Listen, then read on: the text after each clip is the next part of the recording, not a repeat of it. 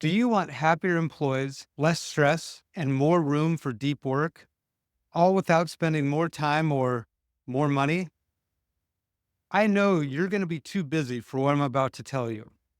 You are having issues constantly arise that you got to deal with at a moment's notice. You've got performance reviews to prepare, budgets to review. You got unexpected assignments that come from the boss and project duties that are your responsibility to stay on top of. So if I told you that you need to be doing one-on-ones with each of your direct reports, you'd show me your calendar, you'd say, I don't have the time.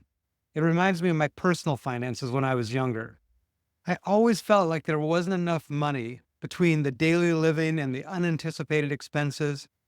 I knew I needed to save, but there was never anything left over. I thought a budget would help, but that just took more time.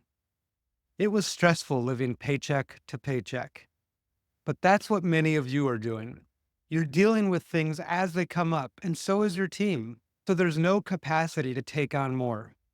Some of you are working too much. You're building up a deficit that gets harder and harder to overcome. And you look ahead at your calendars and you say, there's no room. Well, maybe you need to change your approach. See, I eventually scrapped the budget. Instead, I created some simple rules. I said, I'm going to pay off my credit card each month, no impulse buys over a certain amount.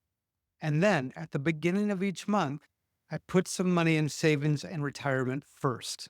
Then I figured out how I'd live on the rest. Guess what? Our spending habits started matching our income. Our savings started rising. The same principle happens with our time. Parkinson's law states that work fills the time available to complete it. So there are things you are doing right now that are filling the time available. If you gave them less time, they would take less time.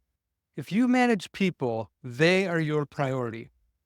Time you spend with them is like an investment. You can't do it when you feel like it. That's like making impulse buys.